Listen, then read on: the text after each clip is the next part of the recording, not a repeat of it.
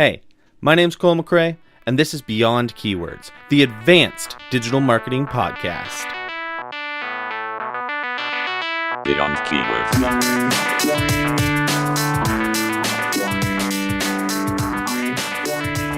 Yesterday, I was working out my notes for this podcast, and I saw a tweet, and it said this: why would an agency ever write content about doing marketing with no budget? Won't that just get you low-budget inquiries? And I love that. That is the best kind of thinking there is in marketing. Because the point is to focus on the end goal. Getting good inquiries, good leads, sales. And creating content about low-budget marketing would get low-budget inquiries. Now, of course, there's a lot of arguments to made against that kind of thing. You could talk about how they're low budget now, but maybe they will have a budget, or maybe they'll do a whole bunch of work, realize this is too much work and requires more skill and expertise, and then go to you. There's a billion answers as to why it could still work, but I just want to focus on that amazing idea that it's about sales and not just about content that gets SEO value or gets clicks. With that in mind, Mr. Robot Voice, what is the name of this episode? Marketing with no budget. Later in this episode, I talk to Diana Goodwin. She is the founder and CEO of Aqua Mobile, a company that has been featured on Dragon's Den. It is currently the largest on-demand swim school in North America and is now operating in 3 countries. It's probably also important to note, I used to work for them. I was in charge of their digital marketing. So we have a really great conversation about marketing without budget because Diana Goodwin built that company when she was 19 with absolutely no budget, no investment. She has bootstrapped the company from nothing. So she has some great insight into marketing without budget. And I think I do too. But that's beyond the point. So a little blurb from her LinkedIn. In 2015, Diana won the $100,000 Telus Globe and Mail Small Business Challenge. In 2014, she was awarded the Toronto Region Board of Trade Emerging Entrepreneur of the Year Award and was an honoree for the United Nations Empact Showcase, which singles out the best companies started by young entrepreneurs. In addition to being profiled in Forbes Inc., Success, Huffington Post, Techvibes, Mashable, and the Globe and Mail, Diana has pitched on CBC's Dragon Den. I just repeated myself there, didn't I? I was reading off her LinkedIn, okay? So that's okay. We talked to her later, and that's really cool. But back to my point.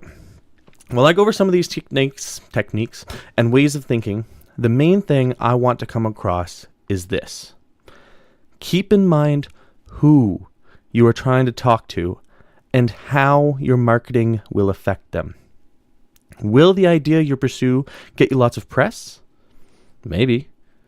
It might get you a whole bunch of clicks. It might get you 1 million impressions. It might get you brand exposure, as some people call it. But does it get the right people to take action? Who knows? So let's start with some stuff that is very important to me. Once I give you a frame of mind for your marketing, you may get overly excited and forget a few things. So no matter how small your business may be, the following things are important. Legal. Now, your first thought's going to be, come on, I won't be breaking any laws. I'm not an idiot. But are you sure? Here in Canada, we have what's called CASL, C-A-S-L. And in Europe, they just started GDPR. Well, it's actually been around a few years, but it just started meaning something recently. And both these really mean one very specific thing. People have to know they are opting into your campaigns. I could go into detail on these, but I think it's better to simply make you aware. Having a simple checkbox that says they're opting in may not be enough. The next bit is to keep in mind your brand. Well, your brand is going to evolve over time, and we talk about that in the interview later, which is awesome. Doing something that gives people a bad taste in their mouth early on will make your work you do in the future much harder. Don't harm future you with growth hacks you do now. Ugh. I hate that word. It's ugh. Don't do growth hacking. Well, depends what you consider growth hacking. I'm not going to argue the semantics, but I absolutely hate growth hacking. So one example, just to give you an idea, is a company I came across called Opportunity. I came across them because I kept getting emails from them. They used one of my most hated growth hacking techniques. They emailed everyone. Now what they did is a new user would sign up for Opportunity for whatever reason, and they'd be prompted to give their email list. And I'm pretty sure they would get some kind of incentive for giving their email list. And when they do that, Opportunity would now email everyone on that list saying, Cole McRae, your business contact, random name, invites you to Opportunity. Now that's a bit misleading and annoying and also illegal now in both Canada and Europe. They're probably based in the US. But then they'd have much worse. Your LinkedIn contact, random name, invites you to Opportunity. Now when you're browsing through your emails quickly, you saw that as, it's a LinkedIn message, and you opened it. That's annoying. That is misleading. Don't do it. A lot of people didn't realize that in the process they were sharing this stuff to further spread this stupid opportunity message. Some thought it was just some new LinkedIn thing. It's not. So I bet you're asking, Cole, why the hell aren't you getting into the actionable stuff? You did that so fast in the previous episodes. And you're right. You're right. I will. This is really important though. And I want the message drilled into your head. You are marketing to people. You need to treat them as such. Follow the law and keep your brand front and center as you think of creative ideas to market. Now, on to marketing without a budget. First, I want to go over what you need before you market. You're going to come up with ideas based on what I tell you later. And there's a few things you should do ahead of time so that you get the most out of them. So first, you need a landing page. If you don't already have one. My guest, Diana, she talks about it and how she spent a couple $100 to make a full feature website, and that's awesome. You could definitely still do that. You'll get a very custom website that's built to exactly what you need. But I usually recommend, at least when you're first starting, using something free or really, really cheap, such as Unbounce, Shopify, Wix, WordPress.com. There's tons of options. Give them a try. They're easy. But the next step is where it gets really, really, really important. Google Analytics. It's important for two reasons. One is obvious that you probably already know I'm probably going to talk about, but the second is not as obvious to most people. When you get a great idea, or put out a kick-ass press release, or you make a piece of content that goes viral, or even just someone mentions you on the New York Times, you're going to get this massive influx of traffic to your website. I've had that happen to me a few times. But then what happens afterwards is those people disappear. They never go back to your website or even think of you. But they don't have to. If you get Google Analytics installed on your site early, you could build remarketing lists based on the people who have gone to your site, so that after this viral period, you can still advertise to those people on AdWords or Gmail or even DoubleClick. So if you don't have a budget now, as you're doing these cool growth hacks as you're doing these cool marketing strategies, you'll still be able to market to them later with your paid advertising. The second reason harkens back to the first episode of this little podcast. You could better learn who your target audience is. Google has a huge amount of tools that can help you see demographical information, technological info, who the people are that are most interested in your product, what they do on your website, what other websites they go to, where they visited to from, and you can learn a lot about them. And you could use that to better inform your creative advertising as well as your regular paid advertising. But do keep in mind, you'll also be getting a lot of noise in your analytics. You got to stick to the signal. I could probably do a whole podcast just on Google Analytics and what to look for. I'm not going to do that, but keep it in mind and talk to me on Twitter or something about it, and we'll do back and forth. So the next thing you have to do is you have to automate. If you don't have much budget, that means you don't have much time. And you need to figure out how to automate almost every part of your business. Some of them are easy, social media and email, and then there's things a little tougher like your business process. So for social media, I use IFTTT, it's a simple service. It's a if this, then that. You could set rules. So if you post to Facebook, it auto-posts to Twitter, for example. If you change your LinkedIn profile photo, it'll change your Facebook profile photo, that kind of thing. You can combine it with something like Hootsuite, and you'll have social media basically on autopilots, and you can of course like stack your tweets or whatever ahead of time. If you're doing a big piece of content, you can make sure all your social media talks about it all at once, that kind of thing. So that's what I recommend first and foremost. Might as well get that done now. It takes maybe an hour of work and you can have it all set up to go. For email, there are many options. In the interview with Diana, we talk about Entreport because that's what they use, but you could also use ActiveCampaign, which is a lot cheaper. I've tried it. It's pretty powerful. You could also use one that's called Modic. It's a self-hosted emails automation service. You have to host it on your own server. So if you have something like DigitalOcean and you host that on your own, it's free.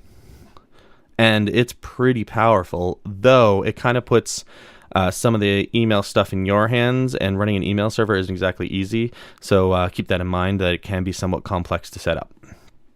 Now, if you're starting a startup, one of the things I would suggest once you get past the automation part is PR and content. It's like if I was starting a startup, those are the first two things I would be doing is PR and content. So the reasons why are many, but one of the main ones is SEO. Well, it takes time to get SEO. It's extremely powerful and can kind of build you up well ahead of time so that later on you don't have to work as hard because you have a whole bunch of SEO. But the second is the content and press. They always have a chance of going viral. And when they go viral, you can build up the audiences you'll need to eventually advertise to, and that's extremely powerful. So how do you do it, though? That's kind of probably what you're here for. Because you've probably already thought of, talk to the news. It's not really creative.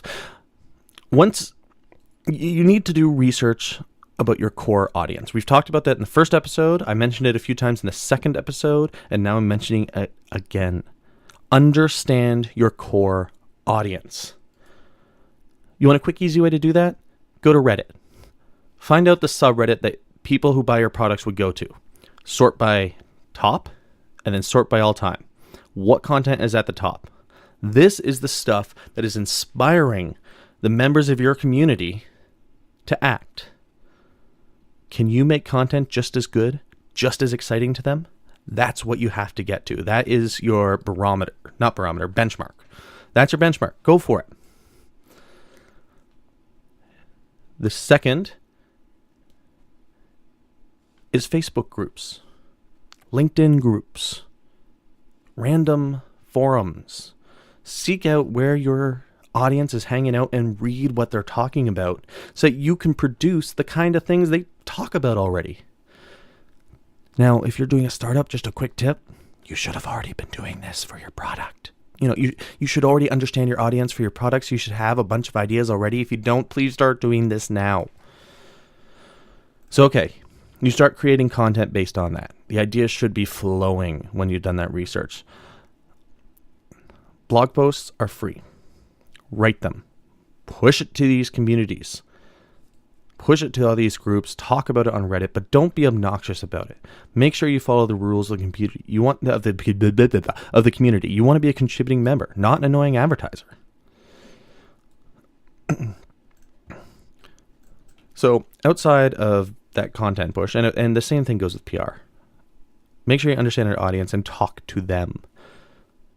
If you were just posting a AMA on a subreddit that your audience is in love with, how would you describe your product in a way they would get? That's how your press release should be. And then talk to journalists in a respectful way. Don't be a spammer that just spams PR crap. No one likes that. So in terms of other stuff you can do, is you need to encourage people to share who you are, especially within a community. A common method is to offer an incentive. You probably joined Uber because you got that Uber code that gives you $20 off, and the previous person that gave it to you gets $20 off. That's a really easy thing that gets people interested. Another one is Lyft is doing the same thing. I got $5 off forever because of that. There are referral programs you could do where you just give people a discount on your product. If it's like a monthly fee, give people a free month, that kind of thing. It's extremely effective. You'd be surprised. Also, when people actually buy your product, if it's a purchase, just ask them to share. Ask them, hey, you bought this product. You're obviously excited about it. Why don't you tell your friends? It's surprising how many people do that. The next one is affiliate programs. They're basically growth machines. If you have an affiliate program and offer people a commission for the sale of your product, depends on, of course, what products you're selling, but off the percentage, like 50% of the sale, you don't have to pay a dime. You only have to cut into your profit. This is a great way to build out scale. Affiliates are like the most scalable form of marketing there is. And then, and you'll get creative when you come up with this kind of stuff. Like one guy I remember, I was reading about a pizza tech company called Slice. They do websites and a whole bunch of stuff for pizza companies, but what one of the owners did is he wrapped a car with the logo and website and information, and then he just parked that car in front of pizza places in a way that the owner would have to walk by or see it. And the owners would think, "Ooh, this company is huge, and it's exactly to my need." And it also gave the impression that they were a bigger company than they actually were, and it got people going to the website and got people signing up. It worked. At least probably worked a little bit. We don't know how exact it worked. We don't know the data. They won't give that away, but they say it worked. So on to, I think that's a bunch of stuff you could start doing right away. It's actionable, but to reiterate, stay legal, stay within your brand, make sure you understand the heck out of your customers, because that's your first customers should be people from your own group of friends, and then that will get you the ideas. In terms of the next steps, make sure you automate everything. Make sure you have Google Analytics so you can remarket to people after they've left. Make sure you do content that is relevant to that audience that you understand now. Make sure you push to press and talk about your company in an exciting way. And then make sure you do things that encourage people to share and make it easy for them to share. Affiliate programs and referral programs are amazing for that.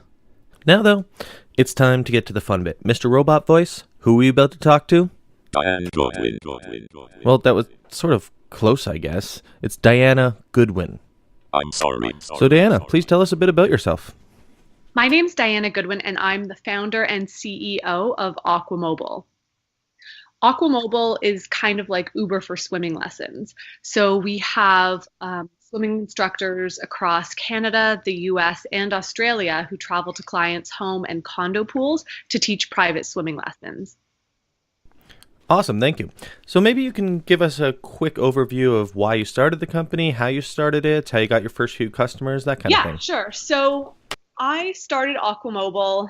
Actually, let me back up a bit. So growing up, sports were a huge part of my life. So I was always playing soccer, swimming, doing track and field, and that's how I gained a lot of my confidence. And, throughout my teenage years, I would go and teach swimming lessons in community center settings where there'd be like 8 kids every 30 minutes that you'd be trying to teach. And I'd see that some of them would struggle, not because they, didn't have the ability to learn, but when you're in a setting with 8 people, it's really hard to learn the skills. And so I would see it take a hit on their confidence. And I wanted to be able to bring that confidence back to people. And so when teaching, I decided, let me try and go to people's homes and teach them in a comfortable environment where I can work with them one-on-one. And that's how Aqua Mobile started. It was me initially teaching lessons, and I would go to people's home and condo pools and teach the private swimming lessons. And I would see the difference it would make when they had that one-on-one attention.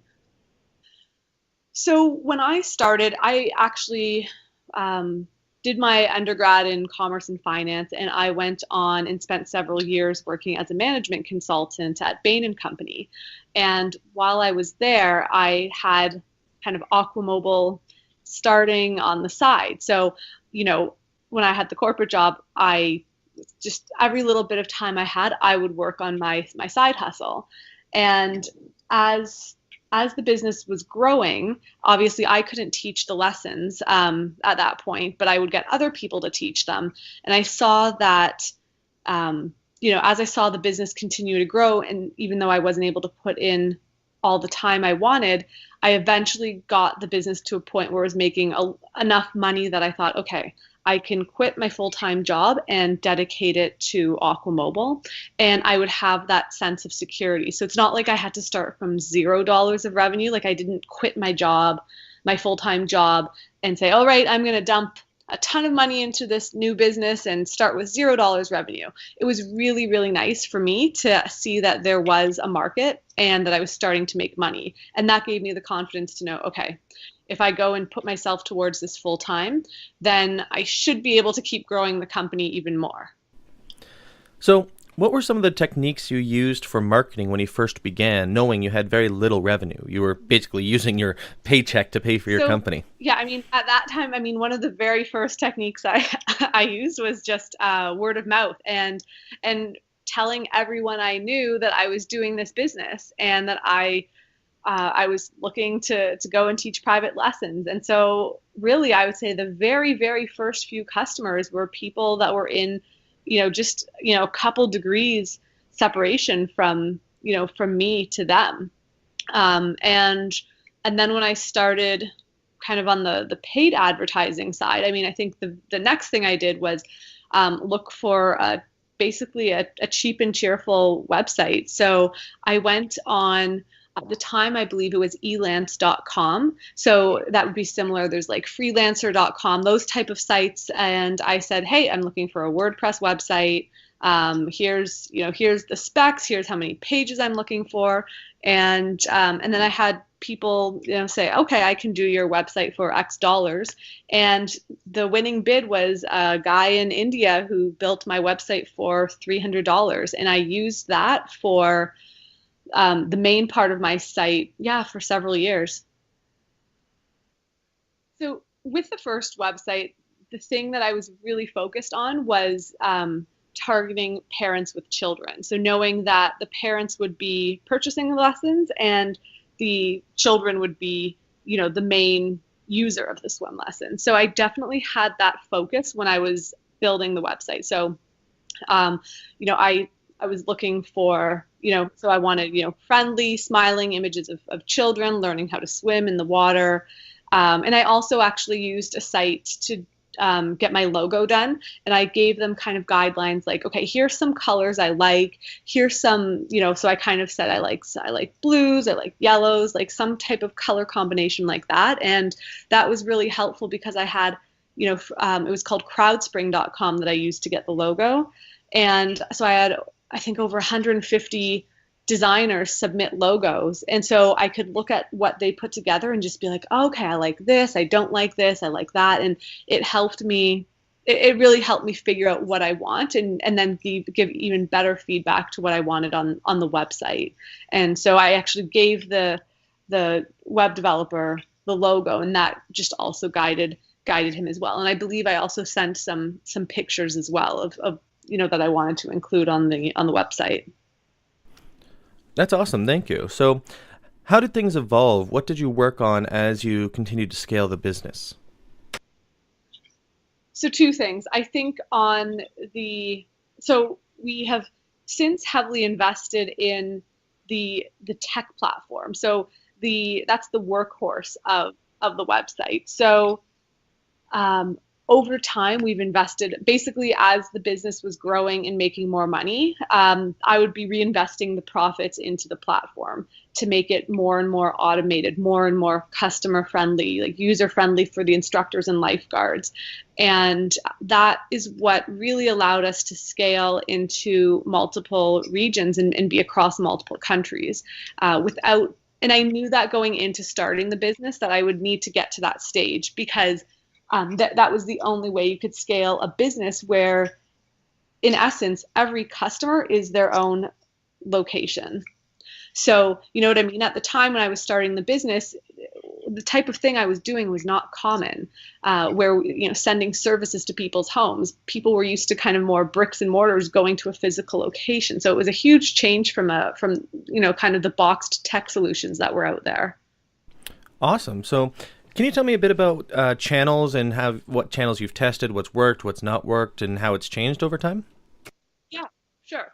So I think as the business has grown and made more money, it's allowed us to, expand the type of methods that we're using to reach people.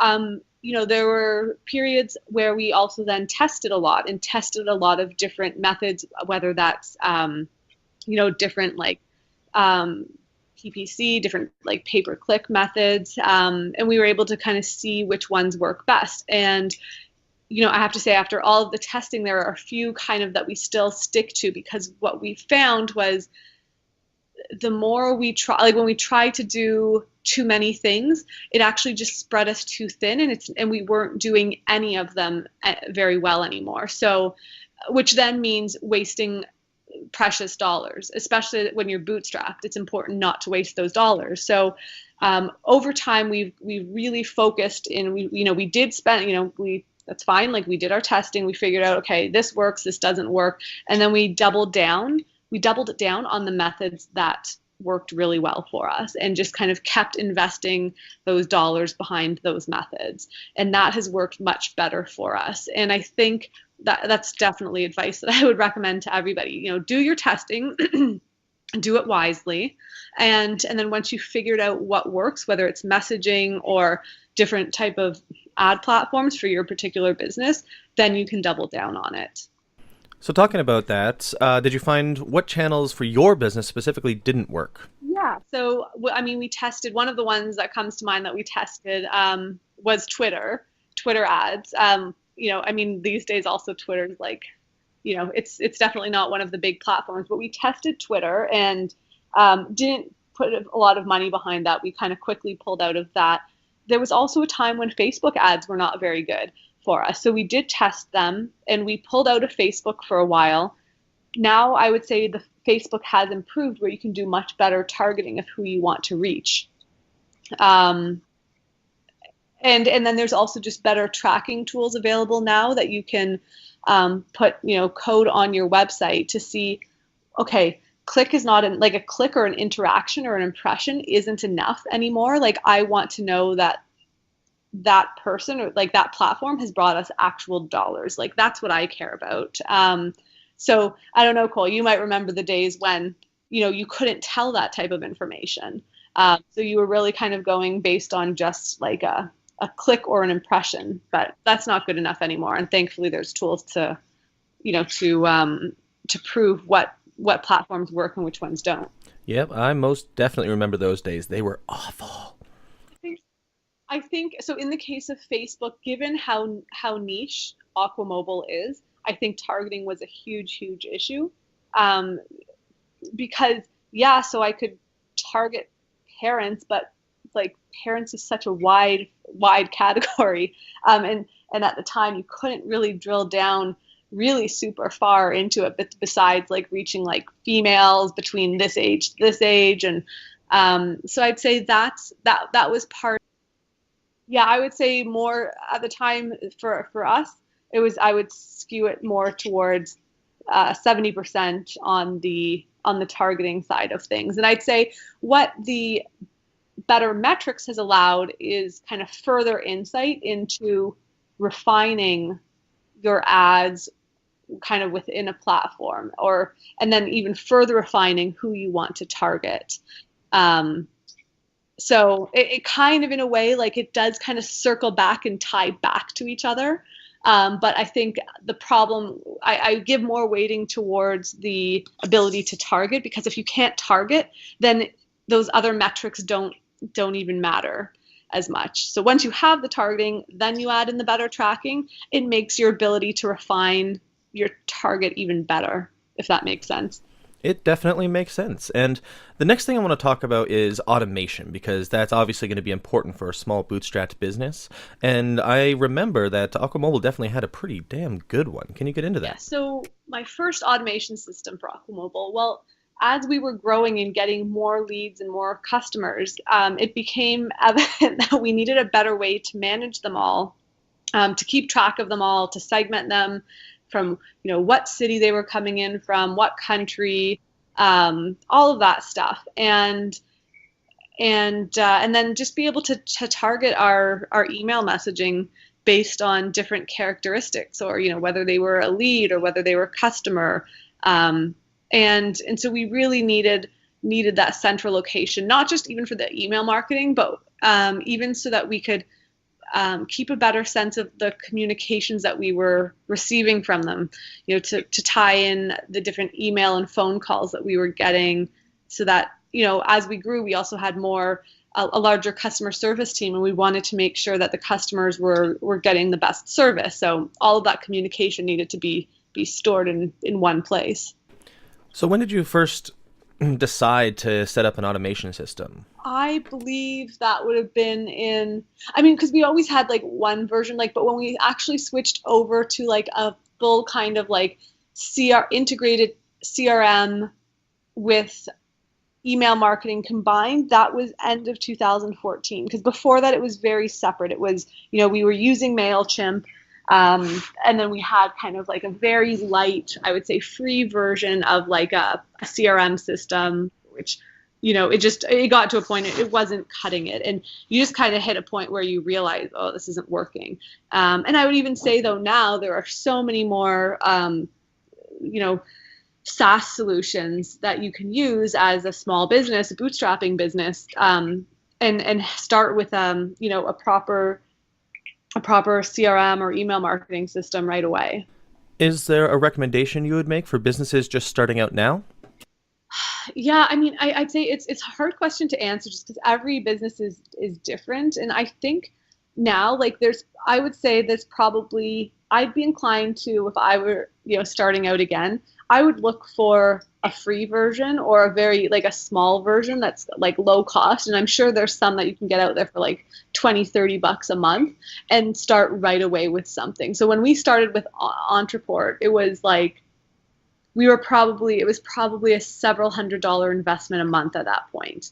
So not every small business is going to want to start with that. But the good news is now there are so many options, I would say, that, you can get like either free or very cheap monthly cost. So I would at this point just go straight for it and start playing with a one of the free or low cost ones, and that'll get you a sense of, hey, what features does this have that I like, and which features is it missing that you might be willing to pay for in the future.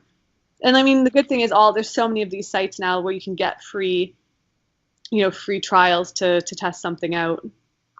Awesome. And why would you suggest using this kind of... Amazing. Sorry to cut you off, but just even in terms of creating landing pages within that system, or just even lead capture forms, or even if you are selling a physical product, e-commerce within it. So yeah, there's a lot of cool things you can do. Did it change how you do or think about marketing? For me, I say the big thing was it opened my eyes more to just kind of the different types of segmentations you can do when emailing. So, you can do a lot of, if this user takes this action, send them this email. If the user takes that action, send them that email. And just to the extent to which you could segment who gets what emails, if you so choose to add in that level of complexity to it. Now, I got to ask, what are you most proud of with this system you've set up? Oh, gosh. Yeah. I'm proud. You know what I'm proud of, Cole? I'm proud that when we first set it up, it was me that built it out and set up Entreport. And now I don't touch it and other people touch it, and it's turned into a monster. But at the time, I knew everything that was happening in that system. Yeah, it is. And the thing is, a system like Entreport is still one of the more user-friendly ones versus, Salesforce. I've heard, I have not used Salesforce personally, but I think, it's market leader, but it is also a beast to put together. You have to spend thousands of dollars to hire a consultant to do it to set you up, because it's just insane. Is there anything you did back in the early days do you think affected the brand? I wouldn't say there's anything that necessarily goes against the brand, but I think in the last year or two, and it's still something we're working on, and myself as a leader, it's always top of mind, more so now, and I'm always working to kind of push that message with my team. And that is, we've gotten a lot more crisp and clear around what our brand is, what we stand for, and why we do what we do. So when I was first starting out, for example, with the business, we were more focusing on, here's kind of the buzzwords we were using. We were using convenience, flexibility, trust, right? And those were the reason we were using those words is because we were trying to, at the time, separate ourselves from regular swim lessons, like that were happening at a community center pool. It was, because as you mentioned before, it was that other level of awareness that we needed to bring to people. Now we've gotten a lot more clear on why Aqua Mobile, why am I passionate about it? For me, it's confidence through sport. So it's one way that I can bring confidence to people around the world. And because we've gotten clearer on what our brand stands for, it has filtered down into all of our communications, whether that's to our customers, to our leads, to the images we use on our website. So I'd say we have a more cohesive look and feel now. And it just helps the team also know, when they're sending out a promotional email or writing a blog or, putting together, a learn to swim video for our YouTube channel, it just all ties together more. So if you were starting the business again, how would you do things? So if I were to start the business over again, with very little capital, I think that, I would still repeat some of the same things I did before. I would look for, a very low cost WordPress website. The good news is you can still get something put up for several $100s, or learn it yourself. I mean, there's so many WordPress templates that it's kind of a boxed solution. You can do it really easily. So I would still do that. I would still do like a CrowdSpring type thing for a logo, to try and, the reason being, you get over like a couple hundred people who can help guide your thinking, because it's impossible to try and work with one designer, in my opinion, off the start, and kind of know what you want at a low cost. Like, it's tough to find that right person. I know there's amazing designers out there, but it's so hard to find someone like that when you're on a tight budget. I would then go and I would also use one of the free or very low cost email marketing or automation sites. I'd probably start with a free one, which there's really good free ones now to start managing all my leads. And I would start building content, building content so that you can build your organic traffic through search engine optimization. That would be how I would go about it. Yeah, I would start by kind of figuring out, okay, like what you'd have to do some research. The first thing is do your research and learn, and have know kind of who the customer is or who your target is, and how, what are some ways that you can drive them to your website. So what content are your target demographics interested in, and try and focus on those types of content pieces. Basically, yeah. And how are you going to reach them? How are you going to appeal to them? If you are selling, the world's best chocolate chip cookie, you might, start, I'm just speculating on this, but, you might want to go and start and see, okay, what are, writing about different types of cookies and what makes, chewy versus hard cookies, which are better, just different, you can write different things like that. But I mean, a lot of people are probably searching for cookie recipes or where to buy this or that. And there's different things that you can do to appeal to your customers. And it can go outside of chocolate chip cookies, right? It can be okay, so if people who are interested in consuming and making chocolate chip cookies, what other activities are those people interested in? Well, maybe you have foodies, or figure out, there's so many different, maybe people who like to bake cookies also like to fly planes or garden or whatever. So really appealing to those different people. So now for something a little fun, can you maybe talk about some of the apps and software you use, like to use? I need to learn how to talk. Yeah. Oh gosh, so many over the years. Let's see, software and apps. Over time, we definitely automated more things and brought them internal. But yeah, in terms of, email marketing, we've and some of the things you've mentioned, we've used Entreport, Mailchimp. We still, even though we've built our own custom tech platform and have invested tons and tons of money behind it, we still also leverage WordPress. What else do we use? One of my favorite personal software, this is a kind of a personal aside on one, but some of my team members use it as well at Aqua Mobile, is called Mixmax. Okay, so what Mixmax does, so do you remember actually when you worked at Aqua Mobile, we probably used something called Yesware? Yeah. So to me, like Mixmax does what Yesware does, but a lot more. So it's more like a way for me to kind of keep my inbox in control and kind of like easily set meetings and stuff with people. So when someone emails me, if I don't want to deal with that email quite yet, I can snooze it for an hour, for a day, a week, whatever I want, and it will pop back into my inbox. It will also, if I've written somebody and if I don't hear back from them in a certain number of days on that particular email, it will pop back into my inbox.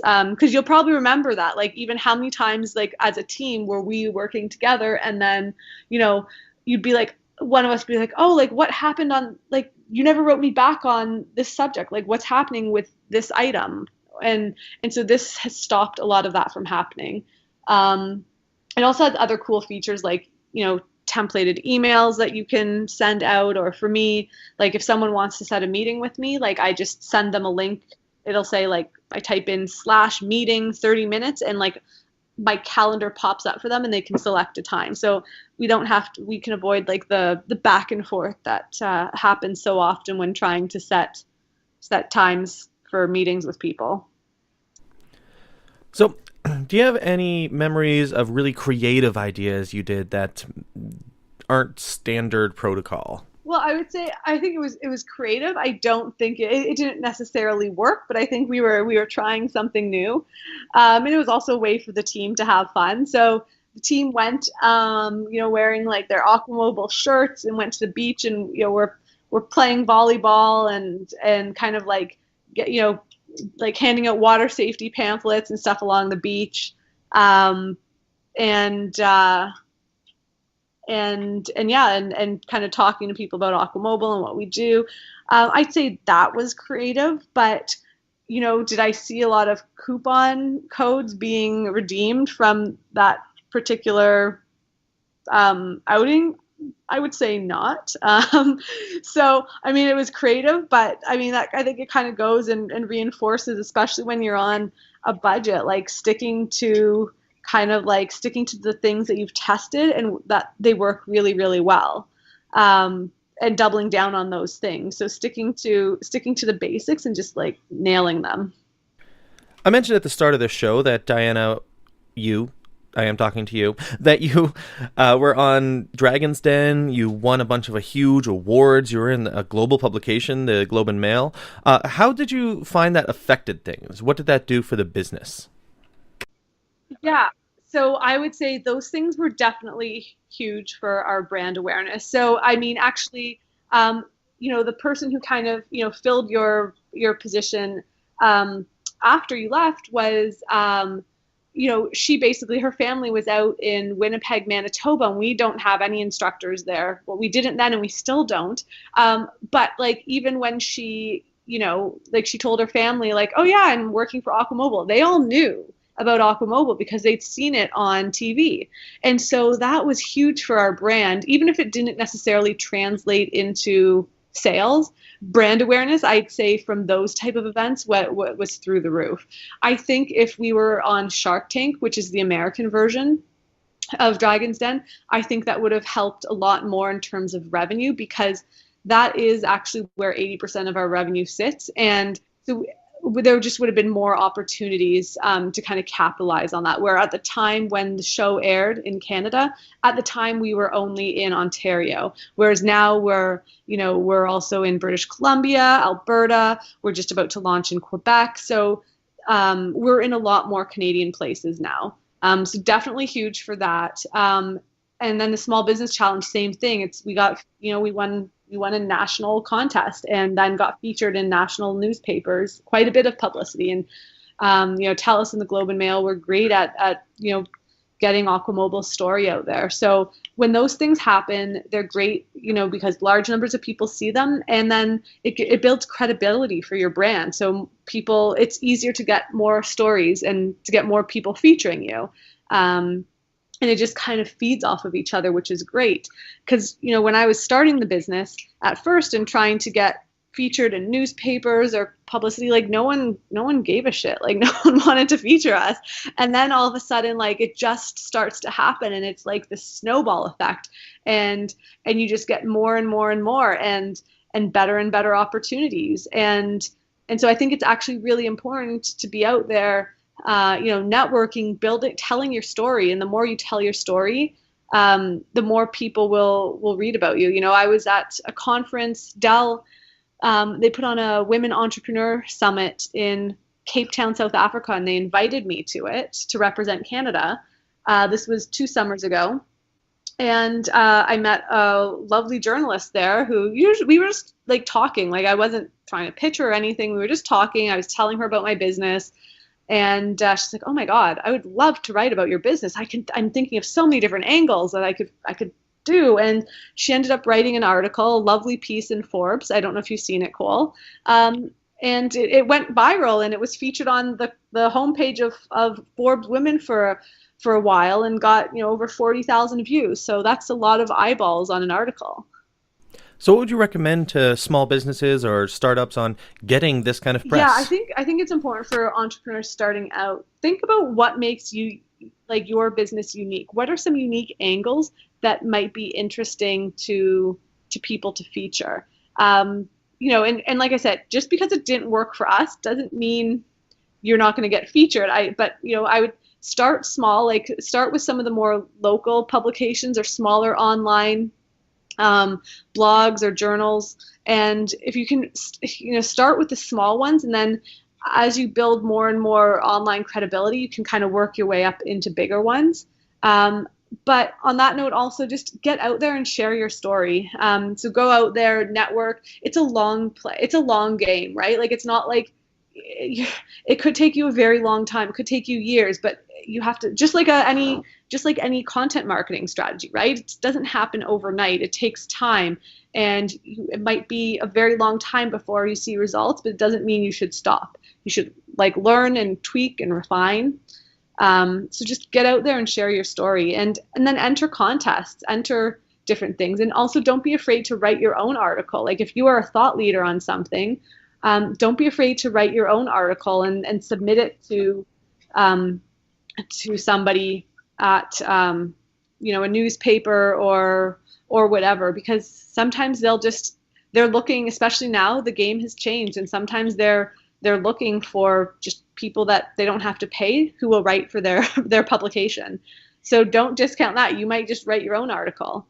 And if you do reach out to people, I should say, make sure you suggest some potential angles that they can feature you. So don't just write a journalist or an editor and say, "Hey, I run a company, here's the website, would love to be featured."